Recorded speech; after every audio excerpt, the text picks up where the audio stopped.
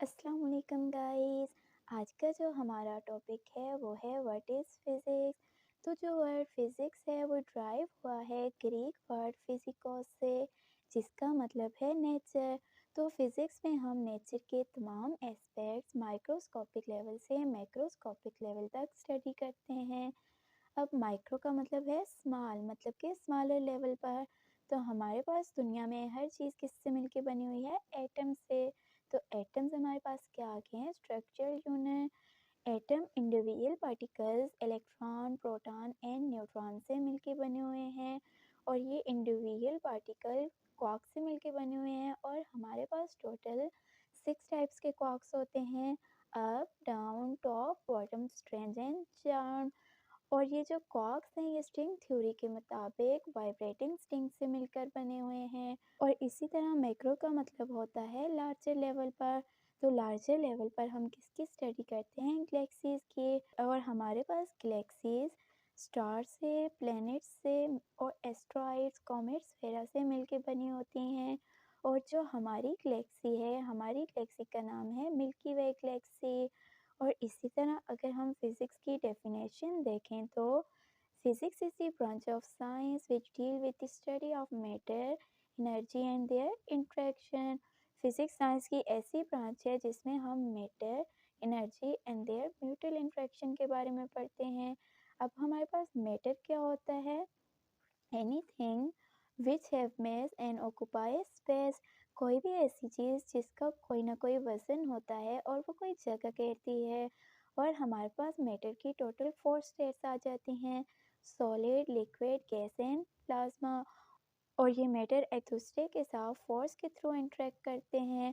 और हमारे पास यूनिवर्स में टोटल 4 टाइप की फोर्सेस होती हैं: strong nuclear force, weak nuclear force, gravitational force and electromagnetic force.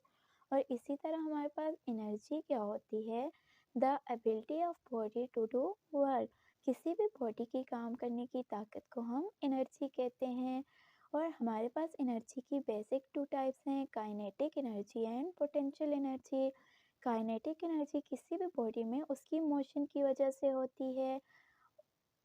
energy possessed by a body due to its motion is called kinetic energy। And इसी तरह potential energy किसी भी body में उसकी position की वजह से होती है। और एनर्जी हमारी बॉडी की बेसिक नीड है। अगर एनर्जी नहीं होगी तो लाइफ भी पॉसिबल नहीं है। और हमारे पास एनर्जी का जो मेन सोर्स है वो क्या है? सन है।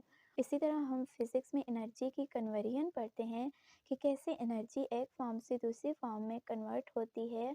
और एनर्जी को ना तो हम क्रिएट कर सकते हैं ना ही डिस्ट्रॉय कर सकते हैं, लेकिन ये एक फॉर्म से दूसरी फॉर्म में कन्वर्ट हो सकती है। और साथ ही हम ये पढ़ते हैं कि एनर्जी का ओरिजिन क्या है, मतलब कि एनर्जी कहाँ से आई है, क्योंकि हम एनर्जी को खुद क्रिएट नहीं कर सकते। आइंस्टाइन के मुताबिक एनर्जी मैस में कन्वर्ट होती रहती है और मैस एनर्जी में कन्वर्ट होता रहता है।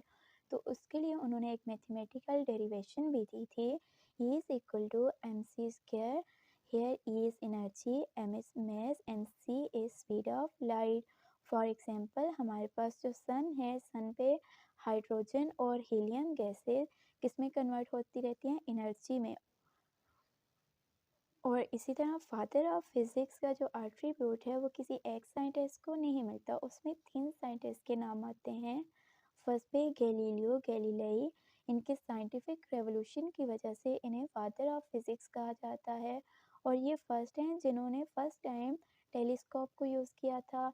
इसी तरह आइजैक न्यूटन को उनके loss of motion and loss of gravitation की वजह से कहा जाता है।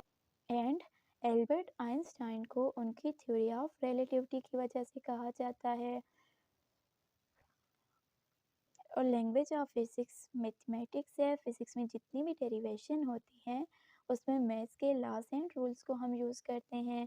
और इसी तरह हमारे पास फिज़िक्स की 2 मेन ब्रांचेस हैं: एक classical physics and second modern physics. तो जो फिज़िक्स 20 सेंचुरी से पहले थी, मतलब जितने भी लॉज वगैरह 20 सेंचुरी से पहले दिए गए थे, उसे हम क्लासिकल फिज़िक्स कहते हैं। एंड क्लासिकल फिज़िक्स में हम मैक्रोस्कोपिक पार्टिकल्स के बारे में पढ़ते हैं। मैक्रो मतलब कि लार्ज पार्टिकल्स के बारे में। एंड हम ऐसे पार्टिकल्स के बारे में पढ़ते हैं जिनकी मोशन बहुत स्लो होती है। और क्लासिकल फ़िज़िक्स को हम न्यूटोनियन फ़िज़िक्स भी कहते हैं। और इसी तरह हमारे पास मॉडर्न फ़िज़िक्स की जितनी भी थ्योरीज़ एंड लॉज़ वगैरह 20th सेंचुरी के बाद दिए गए थे, वो मॉडर्न फ़िज़िक्स में आते हैं। और मॉडर्न फ़िज़िक्स में हम माइक्रोस्कोपिक पार्टिकल्स के बारे में पढ़ते हैं, मतलब कि बहुत स्मॉलर पार्टिकल्स के बारे में पढ़ते हैं, और ऐसे पार्टिकल्स के बारे में पढ़ते हैं जिनकी स्पीड क्या होती है, बहुत ज़्यादा होती है। और मॉडर्न फिज़िक्स की बुनियाद कब डली थी? जब आइंस्टाइन ने अपनी स्पेशल थ्योरी ऑफ रिलेटिविटी दी थी।